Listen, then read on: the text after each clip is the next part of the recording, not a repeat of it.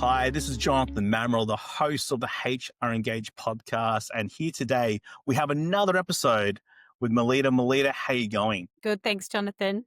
How are you? I am fantastic, and it's great to have you on the podcast today. Melitta, I can, of course, go through your LinkedIn profile. I can discuss all the things that you've done, all the achievements you've gone through, but you're here right in front of us. So tell us a little bit about yourself. Well, I'm a wife and a mum. I have two young children, 5 and 8. I'm a Sunshine Coast girl. Have lived here most of my life. My mum was a little bit of a gypsy, so we lived in most states when I was younger, but settled in or around the Sunshine Coast for my high school years. Okay. And now I get to raise my family here, so it's a beautiful part of the world. And when you say Sunshine Coast, just for those who are listening outside of Queensland, outside of Brisbane, Yeah. what do you mean, Sunshine Coast? So just about an hour north of Brisbane in Queensland, we're based around Caloundra. So Caloundra, Maroochydore, people might know where that is. Now, for those who don't know, beautiful part of the world, beautiful sands. Everyone knows about the Gold Coast. Yeah. But if you check out the other side Yeah. on the Sunshine Coast, it is absolutely lovely, absolutely stunning. Yes. Yes. I think old school Gold Coast before all the high rises and whatnot, it's still got that, calm vibe. We'll see how long it lasts. Well, let's see how long it lasts. And Melitta, so you came from the sunny coast and now you're raising a family up at the sunny coast as well. Tell us a little bit about, the types of work in HR you're currently doing. I mean, give us a little bit of a rundown of your journey into HR. So I think, like most people, isn't something that I chose straight out of school. Bar work and really, I went to uni, but, didn't really know what I was going to do with uni, just chose a business degree and actually thought I was going to be an accountant. Okay. Okay. I went to work for a company in Brisbane and I traveled. I traveled for 11 years from the Sunshine Coast to Brizzy till I could find myself being closer to home on the Sunshine Coast. And I guess I just performed some of the HR functions, I guess, for smaller businesses, which is, contracts and policies and onboarding and that kind of thing. And while I was at uni, I was doing some of the core subjects and the HR ones just really resonated with me. I just felt truly drawn to them. I almost felt like I didn't have to try. Just kind of, I just was like, oh, this makes sense. And I'm nailing my assignments and maybe this is what I should look at. I worked full time and completed my studies part time. So it took me and had a child in between. So it took me about 7 years to get my degree. But by that time, I definitely knew I want to be in HR. On myself, lucky enough to find a role, Sunshine Coast, where I had a great mentor. And then she went on long service leave and then decided to retire, if you will. And I managed to get that role, applied for the role and gained that experience and Yeah. haven't looked back. I'm now CPO, a larger FMCG business here on the Sunshine Coast. Prior to here, I was in construction. Prior to that, I was in strata management. Prior to that, I was, I guess, more corporate, so finance type Mhm. of roles. So I've kind of gone across of different industries. So there's two parts there that I want to discuss with you. So firstly, the evolution of yourself in terms of different industries is very fascinating. Corporate finance, construction, and you're sort of big food manufacturing. Such a interesting contrast. Obviously, some similarities, but interesting contrast. Can you tell us a little bit about why you chose to do that in terms of expanding horizons across so many different industries? Yeah. So I started in corporate, and that's where Hmm. I guess my career started in corporate. So that's where I felt more natural. A lot of, suits and ties and high heels and keyboard warrior type stuff, if you will. Sure. Then opportunity came up to expand to a higher role within HR, and it just happened to be in a construction company. I'd never worked in construction. I'd worked in heavily male dominated fields before, but not in construction and I immediately felt at home. I think Yes. that blue collar, white collar mix and pulled talk the talk and walk the walk, and you kind of just decisions and get things done, and there's no emailing back and front. You have a lot more verbal conversations. You have a lot more face to face. Really, I really enjoyed that. I did find company at the time hadn't really had a internal HR department, so it Yes. was a lot of mentoring and teaching people what HR was, because there was a lot of old school people who thought, "Oh, HR, you're the fun police. You're here to like my day." There was a lot of like bringing people on the journey, and the end, like I really become, to say it like this, but become one of the boys only because it was a mainly male dominated time. By the time I left, we were 41% female, so let's put it out there. I really enjoyed that journey of ingraining HR, ingraining what my purpose was, know, and getting my boots on and getting dirty with the boys, right? So I really enjoyed that. And FMCG is quite similar, that blue collar, white collar mix. I really like that balance. So the balance is what attracted to you, I suppose, now and in the role that you're in now. I want to also ask you about the education side of things because 7 years to get your degree, so you got that combination of formal education and an experience across different industries. I'm not going to ask you the question of like what's better or anything like that, the contrast, anything else, but you've got essentially the best of both worlds. Has that helped you in your HR journey? I think I think it really did. I've got someone on my team now who is a rarity I've found within HR, who chose HR directly out of school and went straight Yeah. to uni and did HR, and it is then learning the, you know, how to implement HR policies and whatever into day-to-day life, where I feel like I was in both at the same time. So learning how to the grassroots of it by being on the ground, but then also learning, the legal compliance side of it by doing the degree at the same time. So that balance, it was a lot. It's a lot to study and work Yes. full time. Yes. Found there would path was easier because I was practicing it at the same time for sure. If you were to, if I was just to take it and, just want to spitball this a bit. If I was to take you back to, back in time, and for you to talk to the Melita who's sort of starting out that journey, there's a lot of younger HR professionals and practitioners are listening to this podcast or watching this podcast.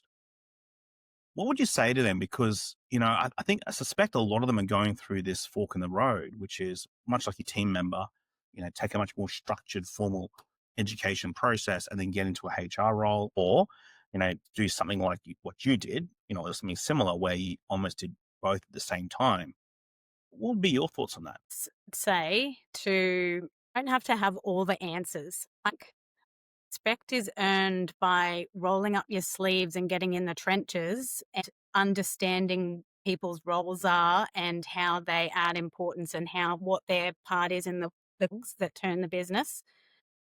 And coming in and thinking you have to know all of the answers. HR, and I'm a HR generalist, of being a HR generalist because I love going from strategy to planting the seed to seeing it come to fruition. So, because it's such a broad, generalization is so broad, you Yes. can't know all the answers, and I still don't.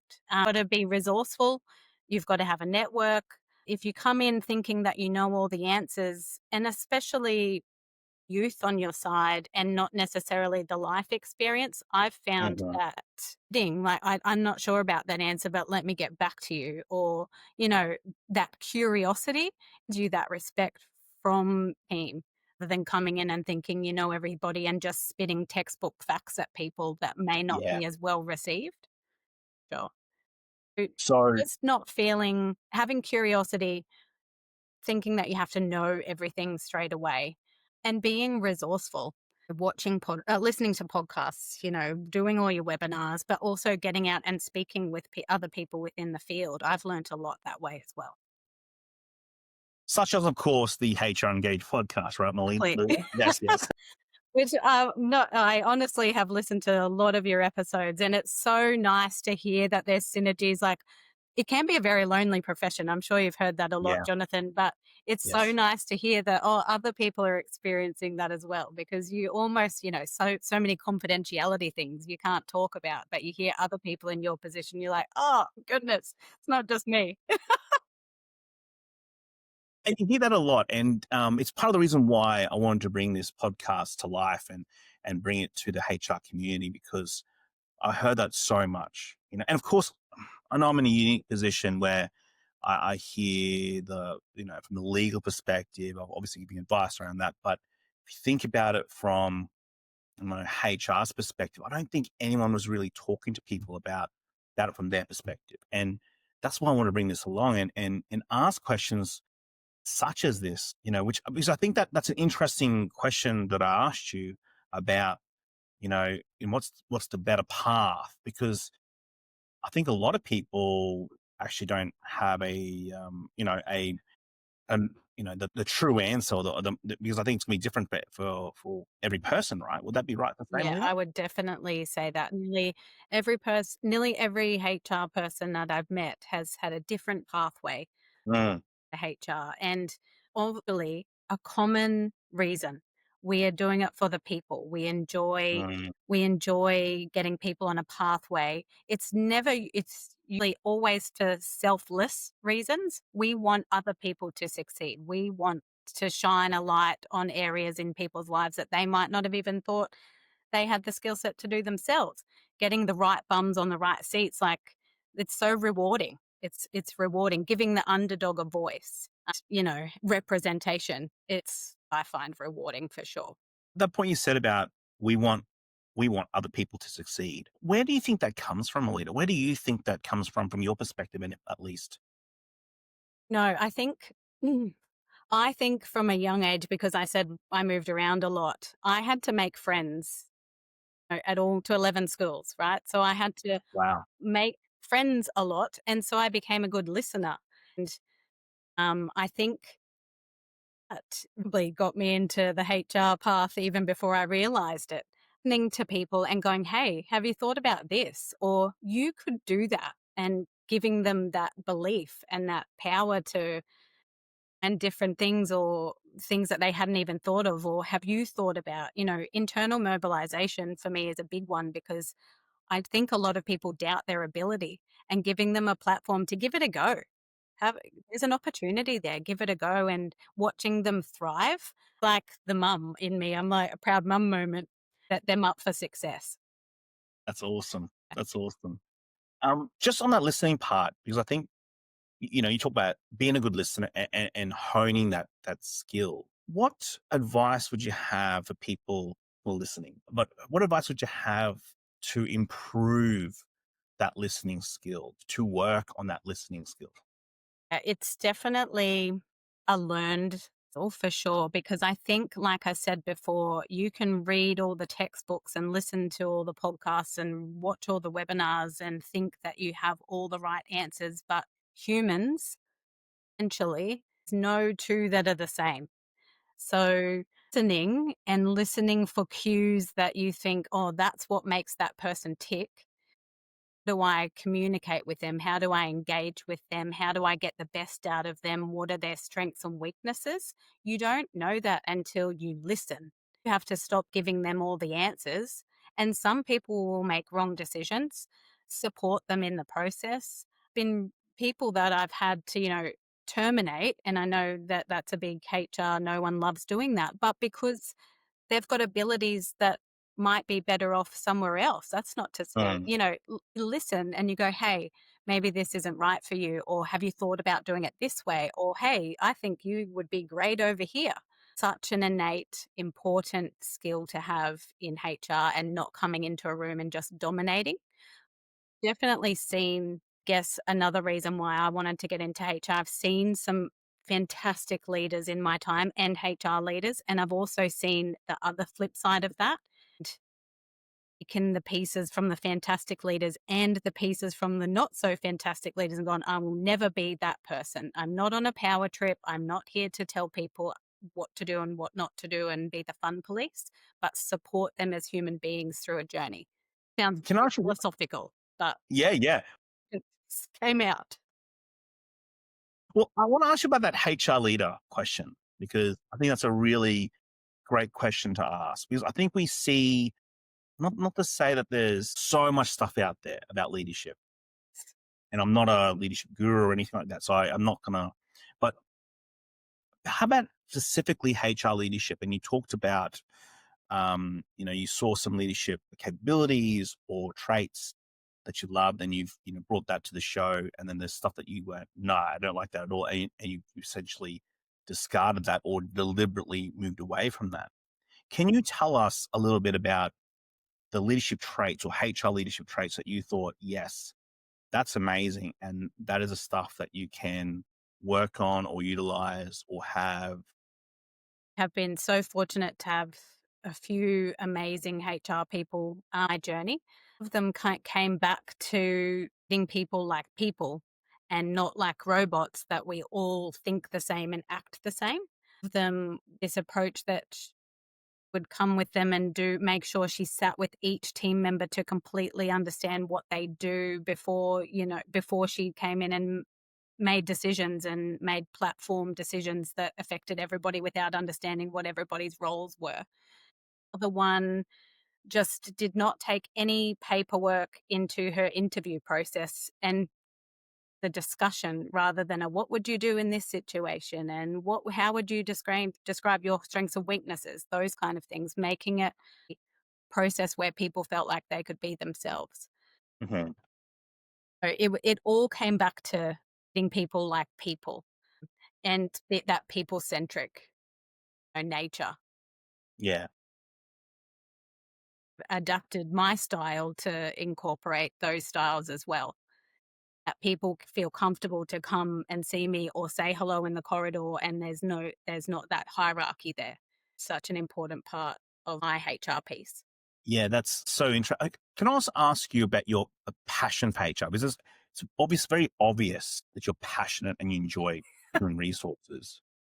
I suppose the question is why? Why? I think I don't like being a mushroom. And I had to explain this to one of our employees here who's from Germany and didn't understand what I meant by that. But like being under a cloud. I like to know what's going on. Hmm. Feel like I have input into how we can make things better. Now, HR is one of those functions that beautifully is cross functional, right? So you get to talk to all areas of the business. You're not siloed, you're not just one thing, you across everybody. And I think just my nature of not necessarily being nosy, but just wanting to know what's going on and being genuinely curious and intrigued also brought me onto the HR journey too. Yeah, I think it's not wanting to be a mushroom, but it's also then having that knowledge and being able to devise strategies on how we can then grow a business and how we can grow our people and what does the future look like? How do we bring people on the journey and how do we make workplace the best workplace to be and they want to tell their friends and family about it to come work for us too. A thrill from that. Yeah, I know you said before you can tell my passion. I can get really passionate.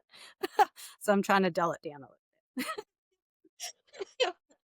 Walk around, my hands get going. And I'm like, ah, no. Well, we've got younger, early practitioners listening to this, but we've also got people who have been in the game for a while, in senior positions like yourself, in people who have seat at the table in HR. So, from your perspective, what are two big pieces of advice would you have for any person in human resources or is currently in human resources right now? Curious. Know that you are in a position where you can change people's lives. People come to know you and they come to trust you, and you have the ability to help them. That's a power that not all functions have. And I think use that to the best of your ability. Doesn't mean that you can always say yes to people and that you can always change policies and procedures, but having people that psychosocial safety to have someone to go to speak to about and ideas too and that kind of thing. So having an open mind, um, and not a closed mindset is so important because everybody comes from a different walk of life. Else, I think you, everybody going to like you. And this is something that I struggled with at the beginning of my career because I like to be liked. I don't think that's a bad thing, but everybody is going to like you or like that you're in HR. That's okay. You are genuine and you're curious and you accept people for who they are and all different walks of life. That will shine through. I've found throughout my career people really turn around. And I'm not saying we're best friends and we skip through the meadow. We have a genuine respect for each other's roles and what we're here to do, and that we're all traveling in the same direction and we're not trying to roadblock each other. Yeah. Yeah. And do you say that from a perspective of, I suppose, managing upwards as well as downwards? Because that seems to be what you're saying there, that it's not just a exercise of dealing with people who you manage or fellow managers, but also managing upwards as well. 100%. I think managers, everybody has accountabilities and KPIs or OKRs or whatever they need to achieve. And Yes. sometimes you Yes. get lost in those off and forget that you're dealing with people. And it's just funding them and bringing them back to that place to go, hey, I understand that you need to achieve these things, but you're not going to achieve it by treating people like that or listening or not communicating or not getting people engaged. By getting people on the journey with you, you'll see the results come through. I think throughout my career, and I think this is possibly why, HR isn't something that was thought of while I was at school, is because it's kind of more of an emerging profession, I guess. Yes. It's that lack of understanding about what HR brings to the table. And that's probably macro level thing that a lot of leaders and people who have been around for a long time still don't quite comprehend. What can HR do? HR now is getting more and more seats at the table. What are they bringing to the table? It's more strategic. It's not just policies and procedures. So enlightening them on what you can bring, that we're not just a cost center anymore, we're a growth center. Be part of that process. So that's exciting too, to be part of this change, I think. How does someone in a HR position mold that or influence that decision making that HR can be part of the strategy, decision making process, the growth plans? How do they influence that, and how do they communicate that? For me, it's about understanding board or your ELT. What's the driver? Mm, Of it, yes, is stats. So you come with stats and you talk to those stats. No, that's sometimes odd for the HR profession because we're talking about people.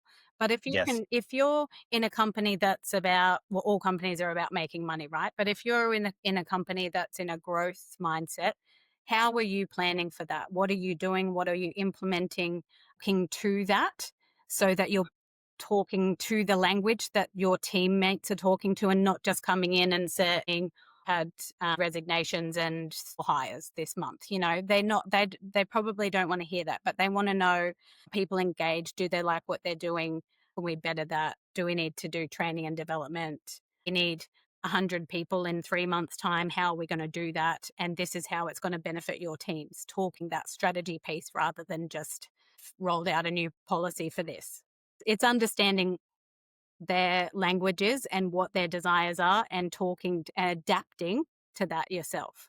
That adaption adaption for HR seems to be almost a tension there to adapt, because you obviously have things like compliance. You've got issues where you've got to recruit some people into the business. You've got, potential issues around, the systems or the processes, or, there's so many things going on. How do you then adapt that and go, okay, I need to adapt to where I am, the decision makers, the ELT?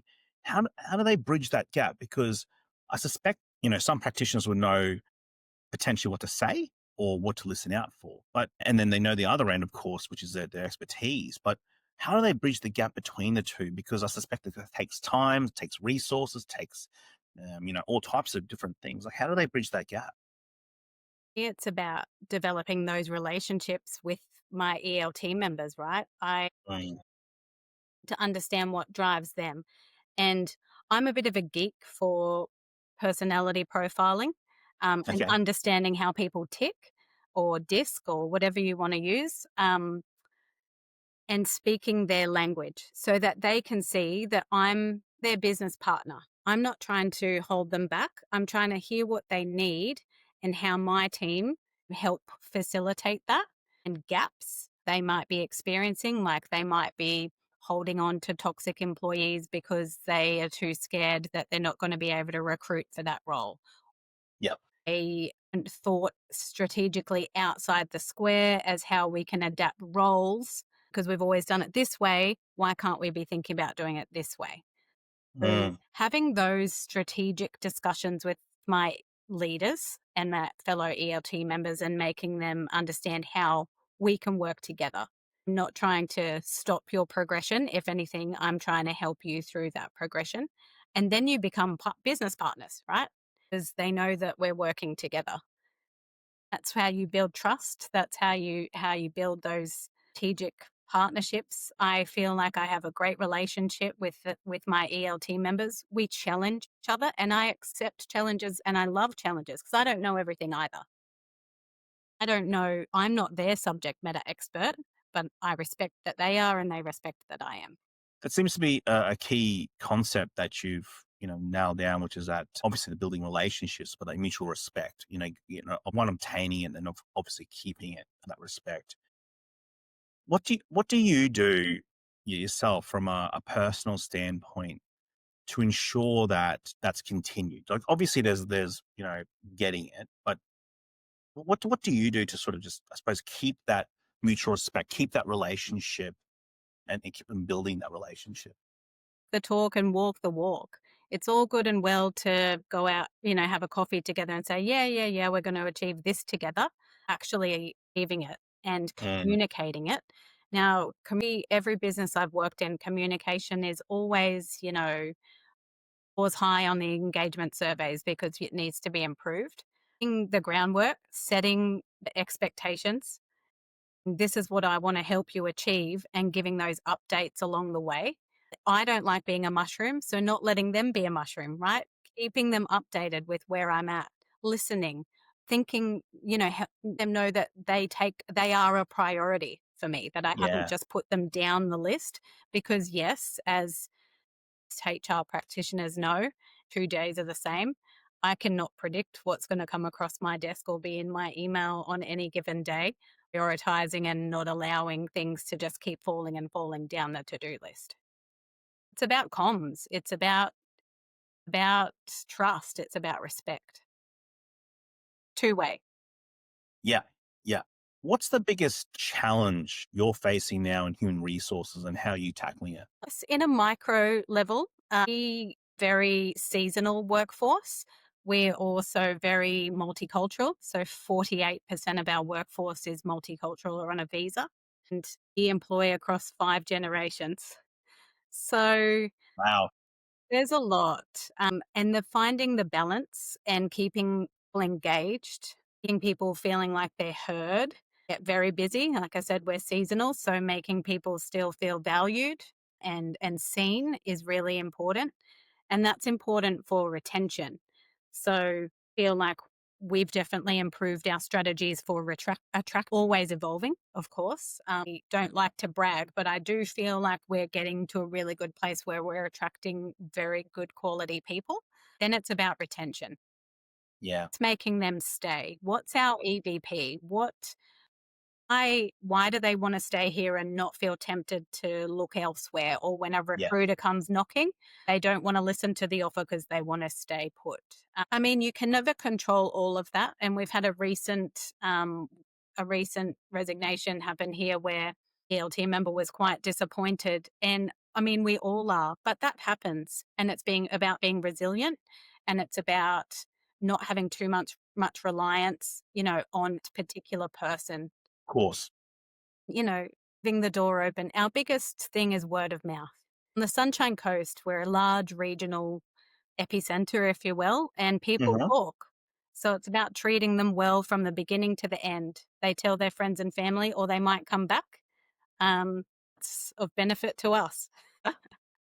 Moving on from challenges, we always have this one question.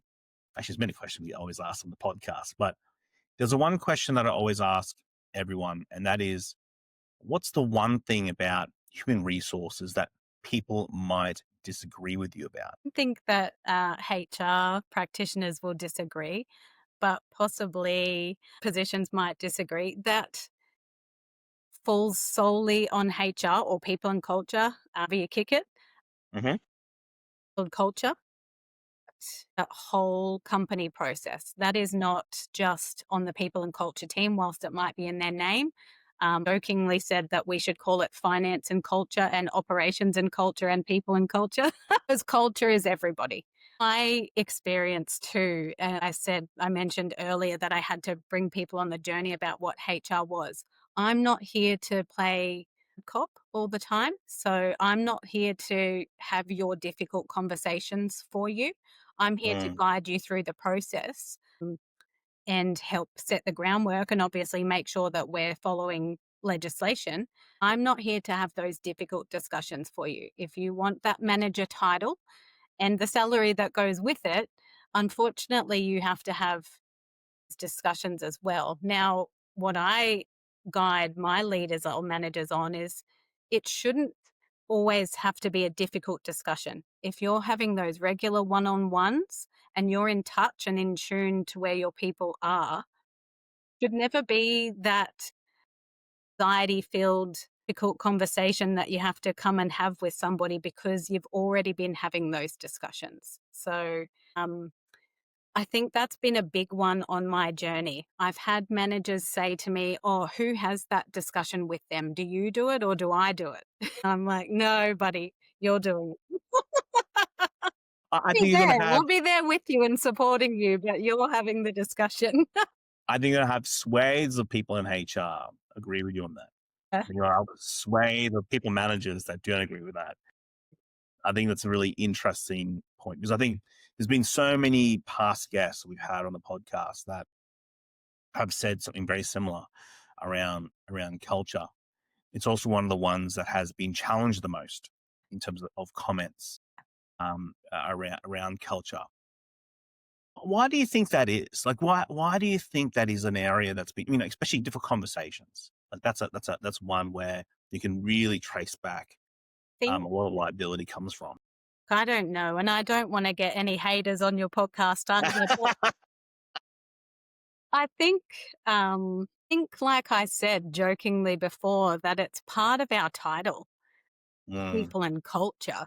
So, we'll do exit interviews, one-on-ones because I'm very big on that. And yep. they'll say, "Oh, HR doesn't come around enough and say hello. HR doesn't do this. HR doesn't do that." And then I take that feedback and it gets delivered to managers and leaders and say, "This isn't just up to my team of 4 go around and make everybody feel like we have culture and it's not just our stickers on the wall. This is Yeah. everything we do. And that comes from them down and top up. It's everybody. Everybody needs to be embracing culture that we're trying to have here. It's not just from my small team. No, I think a lot of, I guess, technical or skilled professions, it's not part of their degrees. Talk about engagement or Yeah. quota scores or that kind of thing with their people, their operations or finance or whatever. It's over time as the profession develops, like I said, and becomes more seen as a strategic partner, not just an operational cost center. I think I hope that will change. For now, it's about Yeah. me and my team really bringing home the fact that it's everybody. We all need to do that. It's so interesting because you obviously have a lot of, very famous speakers and gurus out there that talk about culture being, you know, the business has to set that, the leaders have to set the culture, or a lot of that theory and framework. Yet when you talk to people on the ground, a lot of them would assign it to HR. Like that is a legitimate answer that happens Yeah. quite a Why? lot. Is it because we organize the team lunches and because Uh, we organize the themed days, and is it because we organize the Christmas party? I think that's really a really isolated way to look at it. yes. We're we're giving people the platform to speak and feel heard and feel psychologically safe, socially safe, sorry, and say it being a hierarchical. You know, 'cause everybody's on that journey together, Mm. to everybody to set that tone. I want to change speeds a little bit now because we have what we call the rapid fire questions. The list of questions I ask you, you just say the first thing that comes to your mind. Are you ready? Okay, all right. So, Melita, what is your favorite movie? A tough one. Mm-hmm. I am not like a diehard, but I've really, really enjoyed watching the Harry Potter series again with my kids, Cool. Cool, cool, that cool, they're cool. old enough. Yeah, no, I mean, obviously the first few quite kid friendly, then it starts Gets getting a dark. little bit Yeah. darker. Yeah. I know, right? Even I still get a little bit scared. Excellent choice. Excellent choice. What is your favorite holiday destination? Been on some fantastic holidays, but I think the reason they're fantastic is who I go with. So, Mm, family holidays, even if it's just camping up the beach, we're campers, love camping, okay. up the beach, or it's Bali or New Zealand, it's who I'm with. If I had if choice, I'd love to go to Spain or Italy. I haven't ventured to Europe yet, and that's We haven't a gone to pipe Europe yet. dream Yeah, yeah, yeah. for sure. Well, both countries are beautiful. I've been there myself. Beautiful places. Yeah, they're very lovely, and Europe is just an amazing I know. place in general. So yeah, no, Get there. yeah, go for it, mate. Go for it. Set your sights on it. Go for it. Apart from family and friends, who has inspired you the most? I'm very fortunate to have had a lot of really great mentors, if you will, Uh-huh. throughout my career slash life. Personally or from afar, I follow I search slash stalk a lot of Yeah, people on social media and LinkedIn, which kind of have guided me when I've needed that guidance. yeah. It's hard to narrow it down to one person. I've always found that there's always been someone who's been there at that point in my life or career, or I've needed it. So very social person. So I think just my social group inspires me a lot. And my Well, family, of course. I know you said not yeah. friends or family, but yeah. Family. I'm like, yeah, I know that. Full-time working mum. I don't have a lot of free time. Okay, I get that too. All right, right, right. What's the thing that you do outside of work that you're passionate about or keeps you going? I know you just said, you guys do a lot of camping and of course you're in a beautiful part of the world, but Lucky. is there something outside of work that you're passionate about or keeps you going? Like I said, don't have a lot of free time. It's all about kids' sports and stuff now. But I do make sure I move my body every day. Even if it's just a quick walk, we're in an industrial estate, that pretty, even though we're on the Sunshine Coast. But even if I just go for a walk and get that vitamin D and that fresh air, um, it's so good for your mental health. Just Brilliant. try to move my body every day. If it's the gym or just go for a little walk down the street to get some fresh air and sunlight, it's really important to me rather than just getting cooped up at a desk all the time. Just something. Just something. Yeah. Yeah. Good. Tell us something about yourself that people don't know about you. I'm an excellent drummer and singer in the car on the way to work. I think in my dreams, if I could be, whatever, I think I'd be a drummer in a band because I'm great at it in the car when no A one, drummer that sings in a band. Sure, that's you've never had that answer before. no, Melita, I have not. Excellent. That's awesome. Now, just on a couple of closing questions, do you recommend a book, movie, TV show, or podcast to listeners? What would it be and why? Of course, your podcast, Jonathan. No, thank you very much. Thank you very much.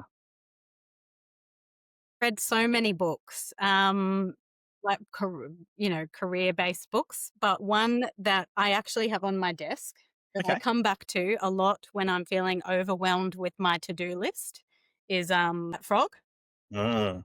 It's something that a mentor of mine back in my early careers used to tell me, "Eat that frog. Get the get the crappiest thing done off your to-do list that you need to get done because that's all you'll think about until you get it done." So I find just coming back to basics and eating the frog and getting that yuckiest thing done first, and that just clears your mind and gets you going through the rest of your to-do list. It's simple, it's so small. Given it to all my team, it resonates a lot.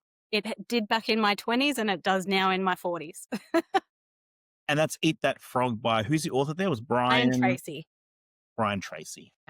Brilliant. I think it's a great suggestion for And do listeners it and in a watchers. day. So it's not a huge thing. Easy. That sounds good. It's Contact even him for some easier. royalties after this podcast.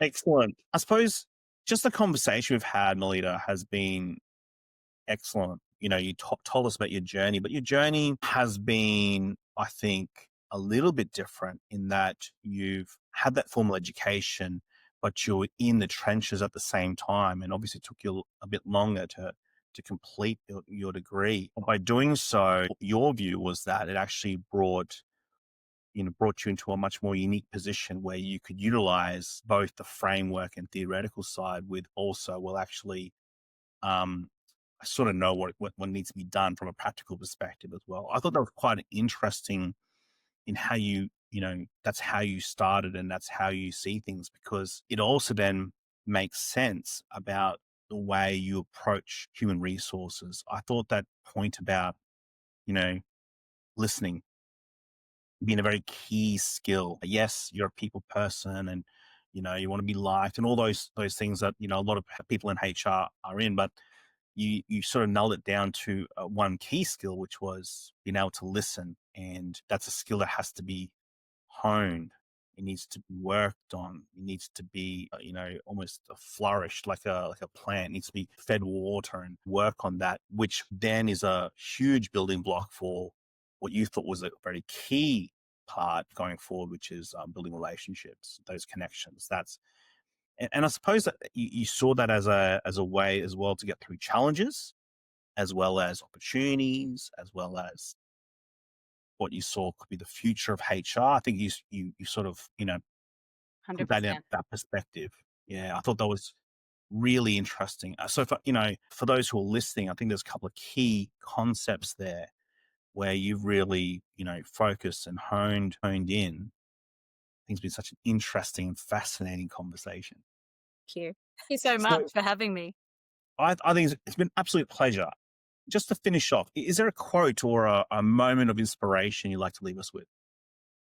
I have two quotes that Hmm. I have lived by for a long time and passed down to me from two very key mentors in my early career. One is the head on the pillow test, making sure that you're always making decisions that are in alignment with your values and morals and ethics so that you feel that you can have a sound sleep, right? So have you done everything you can today to and made that decision and done everything cross your T's and dotted your I's that you can have a sound sleep? That's the head on the pillow test. You haven't made any irrational choices. The other one is not me who, if not now, when. And that just keeps you grounded as to, well, going to do it if you don't. Don't you get it started and then people will join you on the journey. It's holding you back. Why can't you do this now? And it's kind of given me that push in those moments when I'm doubting myself or have that bit of imposter syndrome, if you will, or have I made the right decision?